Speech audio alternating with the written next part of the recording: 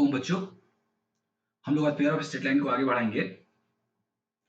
Pair of straight line में basically हम लोगों ने देखा कि पेयर ऑफ स्ट्रेट लाइन किसको बोलते हैं, तो हमने कहा ये भी एक कोनिक सेक्शन ही है।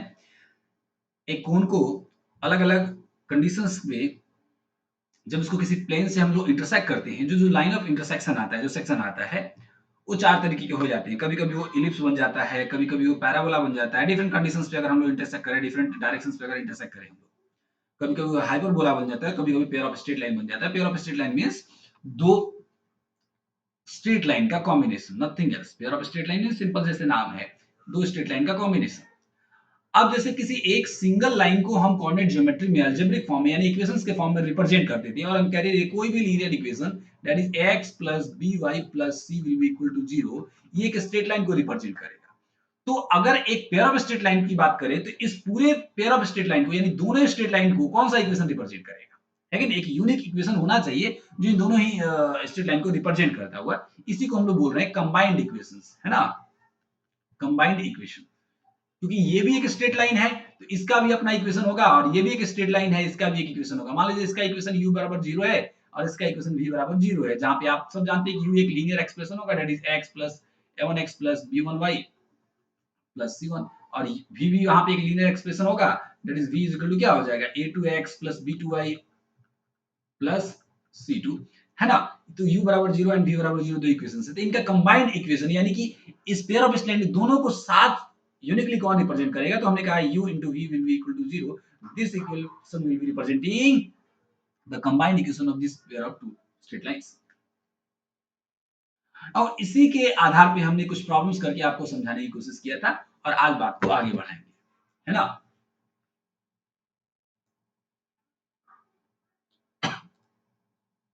आज बात को हम लोग आगे बढ़ाएंगे। आज हम लोग देखेंगे pair of straight line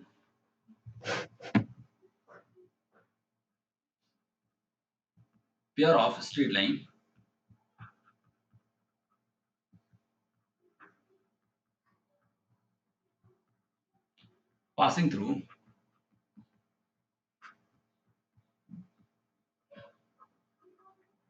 origin, pair of straight line passing through origin। मान लीजिए कि दो स्ट्रेट लाइन है यानी पेयर ऑफ स्ट्रेट लाइन है और वो पास कर रहा है कहां से? ओरिजिन से, 0 0 से पास कर रहा है। तो आप समझ कह सकते हैं कि L1 है, इसका इक्वेशन क्या हो जाएगा? y m1x, अगर इसका स्लोप m1 है, एंड इसका L2 का इक्वेशन क्या होगा? y m2x, क्योंकि हम जानते हैं straight line passing through origin y general form में y mx plus c होता है, y mx plus c होता है और ये c का वैल्यू 0 हो जाता है अगर ये ओरिजिन से पास करे तो y mx होता है, जहां m उसका स्लोप है। तो मान लीजिए अगर m1 इसका स्लोप है, लाइन 1 का है, m2 लाइन 2 का स्लोप है, तो इसका इक्वेशन क्या होगा? y m1x and y m2x। अगर इसकी हम बात करें तो आप इसको सिंपलीफाई करेंगे तो ये हो जाएगा y m1x will be equal to 0 और इसका हो जाएगा y m2x will be equal to 0।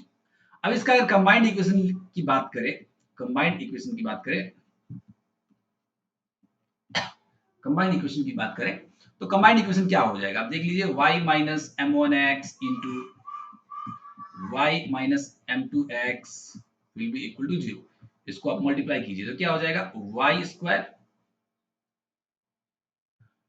Square minus m2xy, इधर कीजिए minus m1xy and plus m1 m2 x square, m1 m2 x square. तो इसको हम ऐसे लिखते हैं m1 m2 x square minus 2 m1, not minus 2 नहीं होगा, यहाँ पे हम लोग कह सकते हैं कि यहाँ पे माइनस xy कॉमन ले सकते हैं हम लोग। सो माइनस xy हम लोग यहाँ पे कॉमन ले लेंगे और क्या बचेगा? m1 plus m2 and plus m1 into m2 x square and will be equal to 0. So this is the equation for the combined, this is the combined equation for the pair of straight line, given pair of straight line। ये कब? जब हमें उस equation का slope पता हो, lines का slope पता हो। अगर लाइंस का स्लोप पता हो तो बड़ी इजीली हम लोग इसका इक्वेशन लिख सकते हैं m1 m2 into x square minus xy into m1 m plus m2 plus m1 m2 into x square। मैं रिकमेंड करूंगा कि इतना बड़ा इक्वेशन याद करने से ज्यादा बेहतर ये है कि आप डायरेक्ट स्लोप निकालिए y is equal to m slope into x and y is equal to slope into x and इसको और लेफ्ट साइड एक linear expression right side zero कीजिए और उसको प्रोडक्ट निकाल दीजिए, आप इजीली आप उसको समाधान कर पाएंगे, सॉल्व कर पाएंगे, फाइनल आंसर तक पहुंच पाएंगे। अब इस इक्वेशन को एनालाइज कीजिए जरा, इस इक्वेशन को एनालाइज कीजिए। अब देखिए एक्स स्क्वायर पावर कितना है, डिग्री है 2, एक्स वाई डिग्री कितना है 2, यहाँ पे m1 m2 x स्क्वायर, यहाँ पे m1 m2 x square already हम लोगों ने ले लिया है, तो यहाँ पे एक मिसप्रिंट हो गया है थोड़ा सा, m1 2 into x स्क्वायर अगर हमने ले लिया है तो यहाँ पे क्या बच रहा है, y स्क्वायर बच रहा है बच्चों, सो y square and y square इसकी भी डिग्री। अब देखिए इसमें सभी टर्म का डिग्री क्या है, 2 है, तो एक शब्दों में कह सकते हैं ये सेकेंड डिग्री इक्वेशन तो है ही, और इसलिए पेयर ऑफ स्ट्रेट लाइन को सेकंड डिग्री कर्व तो बोलेंगे, लेकिन सेकंड डिग्री कर्व तो हाइपरबोला भी है, सेकंड डिग्री कर्व तो पैराबोला भी है, सेकंड डिग्री कर्व तो इलिप्स भी है ना। तो इसके लिए क्या कंडीशंस है, हालांकि जनरल सेकंड डिग्री इक्वेशन कब वो रिप्रेजेंट करेगा पेयर ऑफ स्ट्रेट लाइंस को, हम लोग उस पर बहुत डिटेल में चर्चा करेंगे, लेकिन यहाँ पे फिलहाल में देखिए अगर इस कंडीशन को हमें फुलफिल करना है कि पेयर ऑफ स्ट्रेट लाइन को रिप्रेजेंट करना है पासिंग थ्रू ओरिजिन, कंडीशन लगा दी आपने पासिंग थ्रू ओरिजिन, तो इस स्वरूप में हमें इस फॉर्मेट में इक्वेशन मिल रहा है, और ये फॉर्मेट कैसे है, तीनों टर्म का डिग्री क्या है 2 है, means it is the homogeneous equation in two variables in 2 degree of 2 degree, यानी ये होमोजेनियस इक्वेशन है 2 वेरिएबल्स x एंड y में, कितने डिग्री का 2, और ये क्या रिप्रेजेंट कर रहा है, क्या रिप्रेजेंट कर रहा है, तो pair of straight line passing through origin, and that's why we can say that the general equation for therefore a homogeneous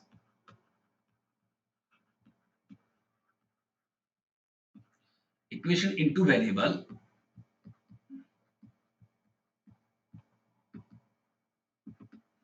a homogeneous equation into variable x and y of degree 2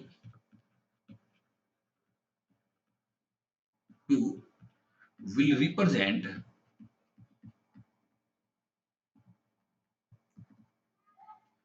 the pair of straight line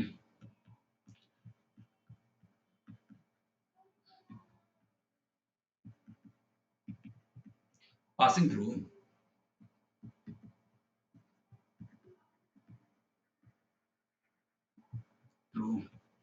origin, and ये जो equation होगा general a x square plus 2hxy and plus b y square will be equal to, जैसे देखिए homogeneous equation है, इस condition में आप m1 m2 के डिफरेंट डिफरेंट वैल्यू के लिए a एंड b का वैल्यू आ सकता है, यहाँ पे भी देखिए सेम बातें हैं, यहाँ पे m1 m2 मींस a, यहाँ पे b, यहाँ पे 1 कुछ नहीं हो सकता है, ये फ्रैक्शन हो तो वहां पे कुछ b आ जाएगा, तो आपको एक वैल्यू यहाँ पे आ गया, ये इक्वेशन आ गया, आपको याद रखना है, यही इक्वेशन रिप्रेजेंट कर रहा है pair of straight line passing through origin, homogeneous equation x square plus 2hxy plus by square will be equal to 0। अब आपसे एक सवाल पूछा जा रहा है, यहां से अगर कंबाइन कीजिए, कुछ चीजों को आप कंबाइन कीजिए यहाँ पे, तो ये इक्वेशन नंबर 1 कहते हैं, और इक्वेशन नंबर आप इसको 2 मान लीजिए, इक्वेशन नंबर आप 2 मान लीजिए। सो आप जरा देखिए, तो सबसे पहला बात, ये जो इक्वेशन है, ये जो इक्वेशन है,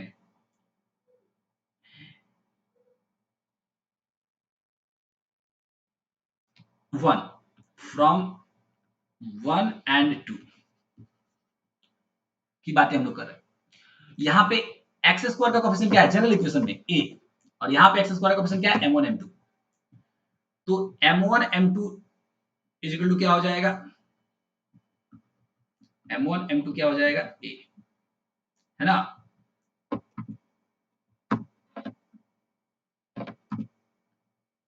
वेट वेट बच्चों, इस इक्वेशन की बात करें, छोड़िए,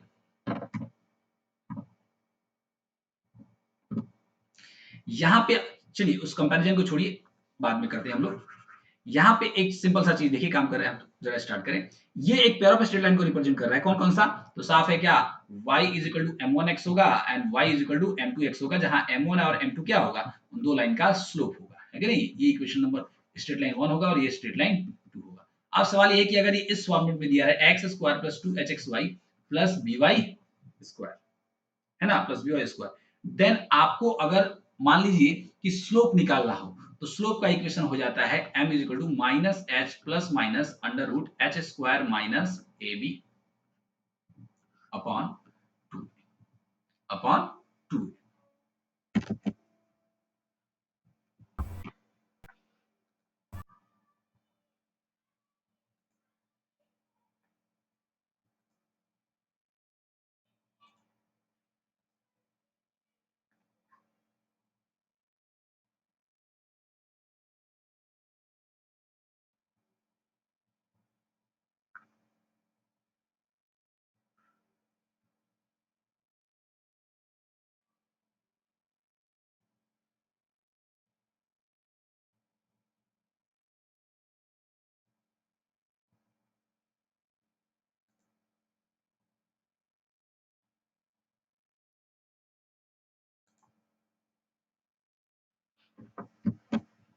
ये 2a नहीं बच्चों, जरा सा इसको हम लोग करेक्ट करेंगे।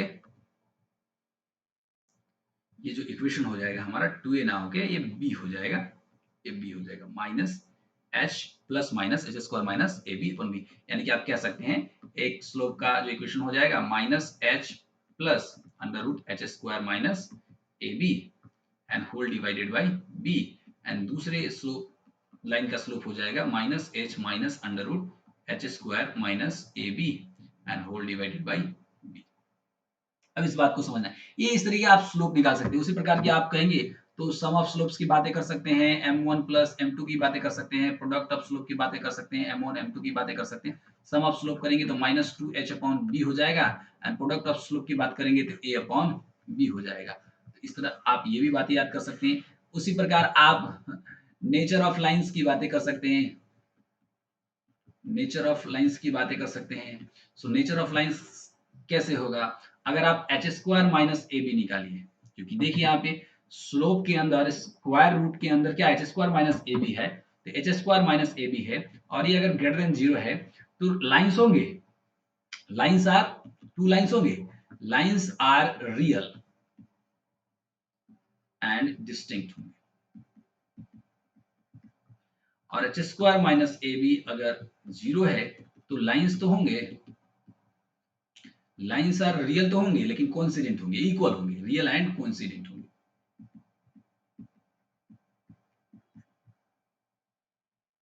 उसी प्रकार अगर एच स्क्वायर माइनस ए बी लेस देन जीरो हो गए तो यहां पे जो होंगे lines are not real, are not real, मतलब स्लोप रियल नहीं होगा, मतलब स्लोप ही रियल नहीं होगा, slopes are not real, not real. Slope ही नहीं रियल है तो लाइंस रियल कैसे होगा। एक और कंडीशन आ जाता है, अगर b बराबर ही जीरो हो जाए, जैसे यहाँ पे जो कंडीशन होगा b not is equal to zero होगा, यहाँ पे b not is equal to zero हो जाएगा, क्योंकि अनडिफाइंड हो जाएगा, b is equal to zero हो जाएगा। b is equal to zero होगा, इसका मतलब ये है कि स्लोप अनडिफाइंड है, स्लोप अनडिफाइंड है, इसका मतलब ये है कि एक लाइन तो parallel to y axis, one of the line is parallel to y axis, लेकिन चूंकि ये ओरिजिन से पास कर रहा है तो आप कह सकते हैं one of the line is y axis, एक जो उसमें से लाइन है y एक्सिस है और दूसरा जो लाइन है वो कोई भी लाइन हो सकता है। तो इतनी बातों को थोड़ा सा हम लोग प्रॉब्लम सॉल्व करते हैं, थोड़ा सा समझेंगे कैसे। तो चलिए हम लोग स्टार्ट करते हैं थोड़ा सा प्रॉब्लम सॉल्व करना। सो क्वेश्चन नंबर 2 का फर्स्ट हम लोग देख रहे हैं।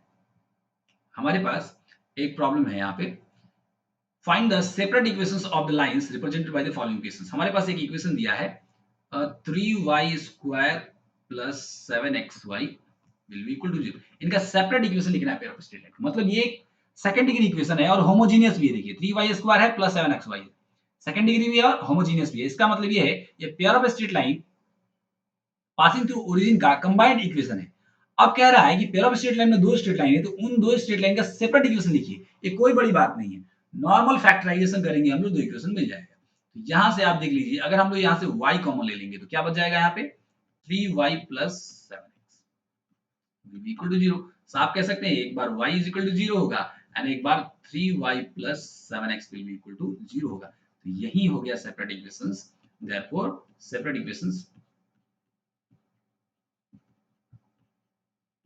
equations for the pair of straight line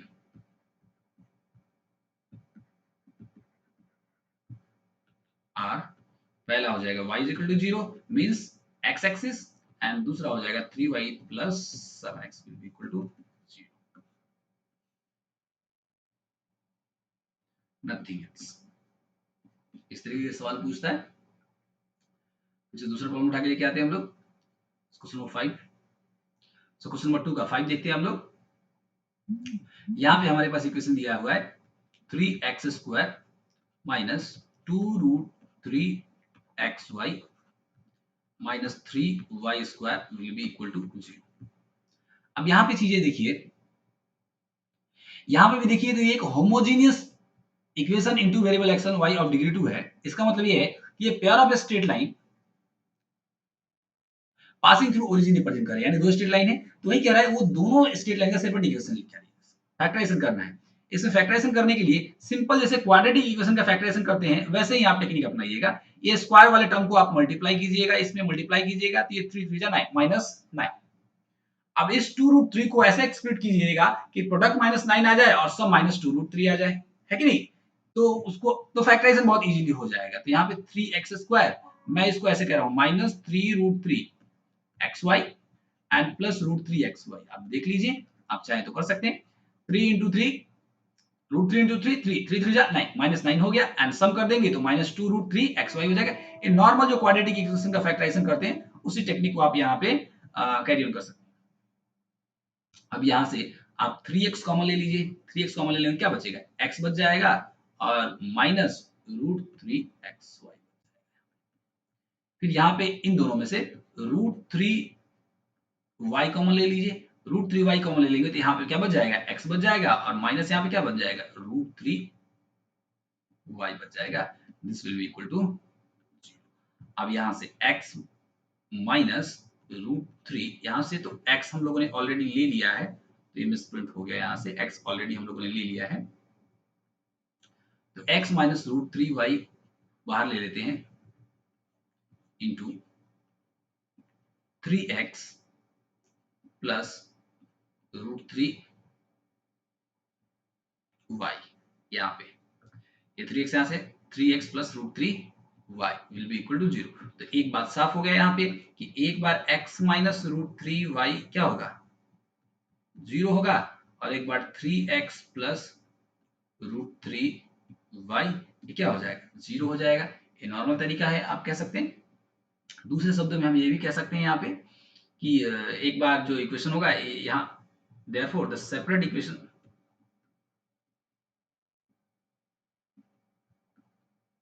equations for straight lines कह सकते हैं। तो ये तो x minus root 3y will be equal to 0 equation 1 हो जाएगा, एंड यहाँ पे 3x plus root 3y will be equal to 0। आप इसको और सिंप्लीफाई कर सकते हैं, एक इक्वेशन तो आपका ये हो गया, इसमें कोई डाउट नहीं है। इसको और सिंप्लीफाई कर सकते हैं, रूट 3 कॉमन ले लेंगे, रूट 3 अगर कॉमन ले लेंगे तो यहाँ पे बच जाएगा root 3x and plus y and इधर 0, रूट 3 को इधर भेज दीजिए तो ये आपका इक्वेशन मिल गया हमारे पास। सो एक सिंपल सा तरीका है, फैक्टराइजेशन कीजिए। फैक्टराइजेशन में थोड़ा सा कभी-कभी आपको और एक्स्ट्रा दिमाग लगाना होगा, लेकिन जो सेम टेक्निक क्वाड्रेटिक इक्वेशन में जो हम लोग यानी फर्स्ट एंड लास्ट टर्म जो होता था, यानी कि स्क्वायर वाले टर्म और कांस्टेंट वाले टर्म को मल्टीप्लाई करते थे, और मल्टीप्लाई करने के बाद में जो चीजें रिजल्टेंट आता था, बीच वाला जो फैक्टर होता था उसको हम लोग क्या करते थे, यानी बीच वाले यानी कि जो लीनियर मतलब आप कह सकते हैं कि पावर 1 का फैक्टर होता था, एक्स वाला फैक्टर होता था, उसको हम लोग क्या करते थे, स्प्लिट ऐसे करते थे कि सम में तो कुछ चेंज ना आए लेकिन प्रोडक्ट उन दोनों फर्स्ट एंड लास्ट का प्रोडक्ट हो जाए। इसमें भी हम क्या मान रहे हैं, x में क्वाड्रेटिक मान रहे हैं और y को कांस्टेंट मान ले रहे हैं, तो नहीं हो गया ax square plus bx plus c is equal to 0। ये भी क्वाड्रेटिक इक्वेशन जैसा फैक्टराइजेशन कर सकते हैं। नहीं तो आपको जैसे सुविधा लगे, मुद्दा ये है कि फैक्टराइजेशन करना है। चलिए कुछ और प्रॉब्लम इसमें देखते हैं। तो एक और प्रॉब्लम देखते हैं हम लोग 6। एक अच्छा प्रॉब्लम दिख रहा है हमें। हमारे पास इक्वेशन है x square plus 2 cosec alpha to x y plus y square will be equal to 0। अब इसकी जब फैक्टराइज ये इस पहली बात तो आप देख लीजिए इसमें कि यह भी एक homogeneous equation in two variable x और y ऑफ डिग्री 2 है। It means it represents the pair of straight line passing through origin. अब सवाल ये कि वो दो सेपरेट स्ट्रेट लाइंस का इक्वेशन कैसे लिखेंगे? तो फैक्टराइजेशन मेथड से। अब फैक्टराइजेशन मेथड इसमें करने के लिए आप अगर इसको मल्टीप्लाई कर दे x square into x square यानी कि कोफिशिएंट को मल्टीप्लाई कर दे तो 1 इंटू 1 कितना हो जाएगा 1। अब ये 2 कोसेक अल्फा को हमें ऐसे स्प्लिट करना है कि सम तो 2 कोसेक अल्फा आ जाए लेकिन जो प्रोडक्ट है वो 1 आ जाए। अब इसको कैसे करेंगे? अगर आप cosec alpha plus cosec alpha करते हैं तो भी प्रोडक्ट 2 कोसेक अल्फा तो हो जाएगा सम, लेकिन प्रोडक्ट क्या हो जाएगा कोसेक स्क्वायर अल्फा। लाना है कैसे लाएंगे? नहीं पॉसिबल हो पा रहा है तो क्या करेंगे यहाँ पे कुछ मॉडिफिकेशन करेंगे इस इक्वेशन में थोड़ा सा मॉडिफिकेशन करेंगे हम लोग और वो मॉडिफिकेशन इस प्रकार कर रहे हैं। इस मॉडिफिकेशन इस प्रकार कर रहे हैं हम लोग cosec square alpha minus cot square alpha इधर ले लेता हूं मैं, ठीक है, एक्स स्क्वायर, ठीक है, प्लस यहां पे मैं ले रहा हूं कॉसिक अल्फा प्लस या minus cot alpha plus cot alpha into xy and plus cosec alpha minus cot alpha into xy and plus y square को एज इट इज रहने दे रहा हूं। अब जरा गौर से आप चीजों को देखिए समझिए ये मॉडिफिकेशन। सर आपको कैसे पता चल गया ये मॉडिफिकेशन इस प्रकार का होगा? कब आपको प्रैक्टिस से, इसलिए तो प्रैक्टिस कर रहे हैं।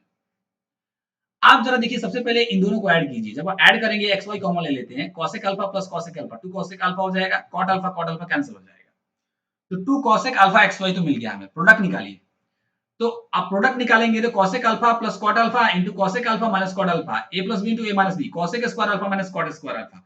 अब यहां पर भी देखिए इसको अगर प्रोडक्ट कर दे हम लेकर टू कर दे इसको हम लोग प्रोडक्ट कर दे तो cosec square alpha minus cot square alpha हो रहा है।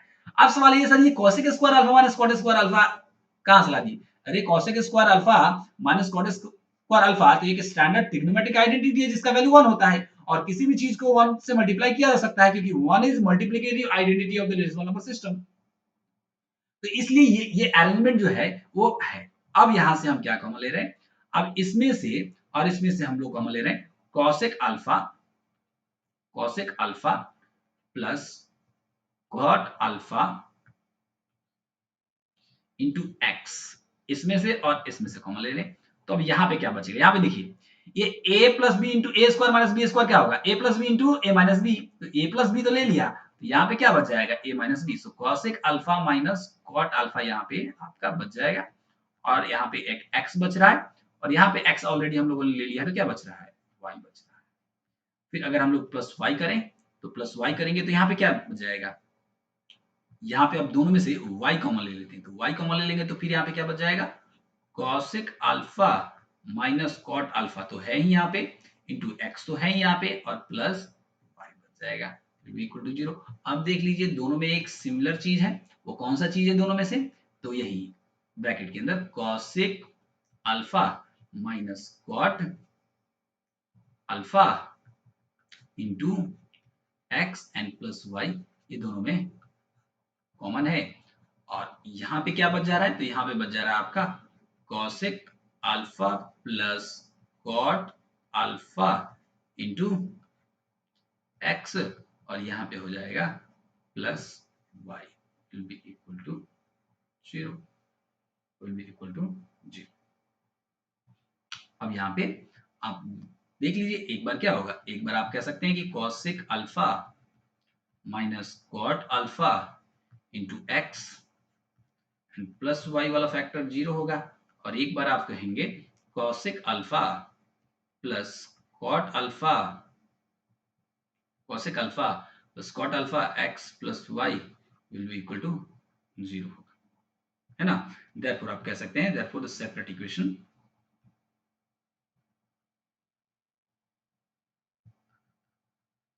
फॉर द स्ट्रेट लाइंस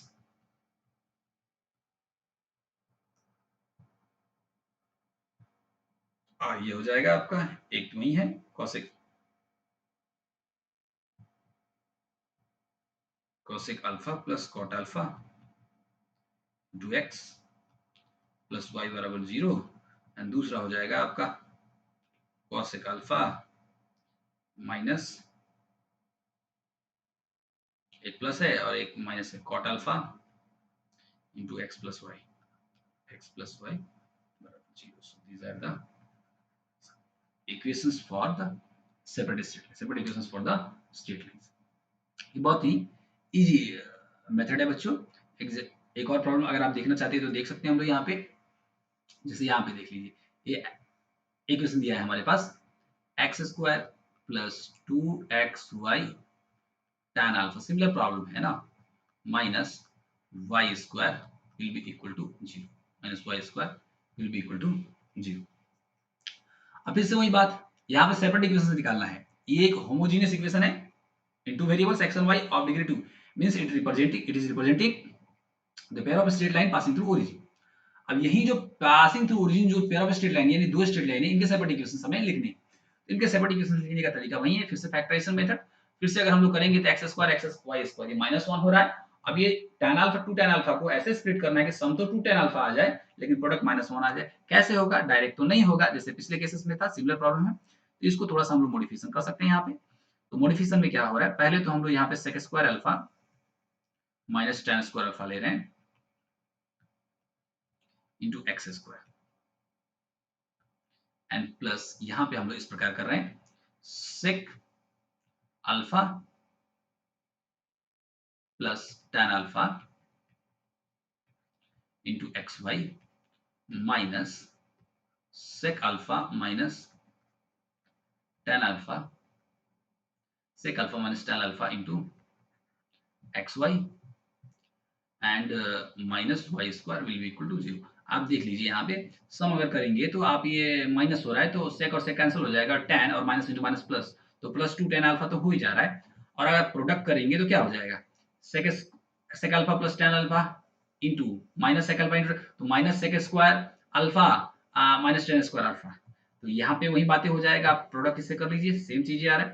तो ये फैक्टराइजेशन यहाँ पे संभव है. तो यहाँ से आप दोनों में से आप कॉमन ले लीजिए.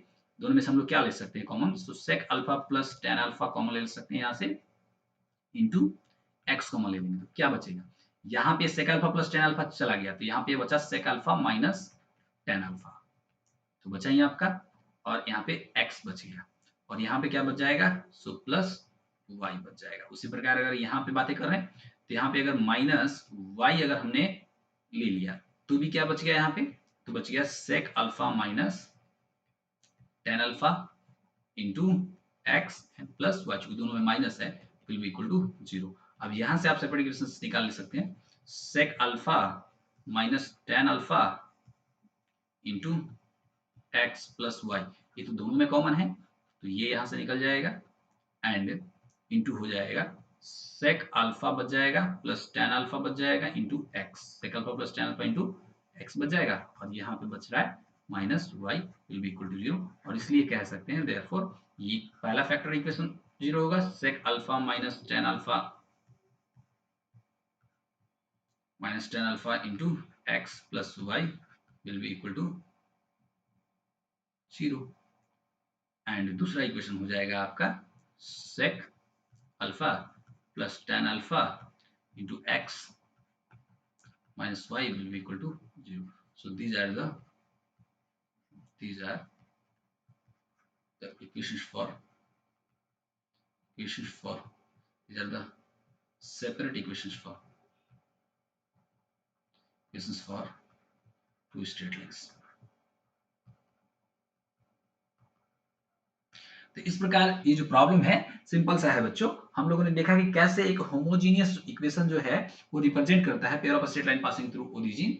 और अगर कोई होमोजेनियस इक्वेशन है तो उसके सेपरेट इक्वेशंस हम लोग कैसे लिख पाते हैं, तो फैक्टराइजेशन मेथड से. और इसके आधार पे बहुत सारे प्रॉब्लम्स हम लोगों ने किया. ये फैक्टराइजेशन में हमने कहा ये आइदर इन x और आइदर इन y एक क्वाड्रेटिक इक्वेशन मान लीजिए, x में मानिए क्वाड्रेटिक तो y को कांस्टेंट मानिए और उसी से फैक्टराइजेशन मेथड आप टेक्निक अपना लीजिए कि कांस्टेंट टर्म को हम मल्टीप्लाई कर देते हैं x स्क्वायर के कोएफिशिएंट से और वो जो प्रोडक्ट आता था तो जो x का कोएफिशिएंट होता था उसको ऐसे हम लोग स्प्लिट कर देते कि सम जो हो जाए सेम हो जाए, सम में कोई चेंज ना आए यानी टर्म में कोई चेंज ना आए, उसकी वैल्यू में कोई चेंज ना आए लेकिन प्रोडक्ट जो हो जाए उस जो फर्स्ट एंड एक्सेस वाले कोएफिशिएंट और कांस्टेंट टर्म को मल्टीप्लाई करने से आया है, उतना हो जाए, तो फैक्टराइज़ेशन बहुत ईज़िली हो जाता है। इसी टेक्निक को कैरी ऑन करके फैक्टराइज़ेशन करना है और 2 एक्सप्रेशंस आएगा, आपको उसको 0 से इक्वेट करना है। वही जो दोनों इक्वेशंस होगा वो रिप्रेजेंट करेगा separate equations of the 2 straight lines. तो आज यहाँ पे रुकेंगे, आगे की बातें आगे देखेंगे। Thank you.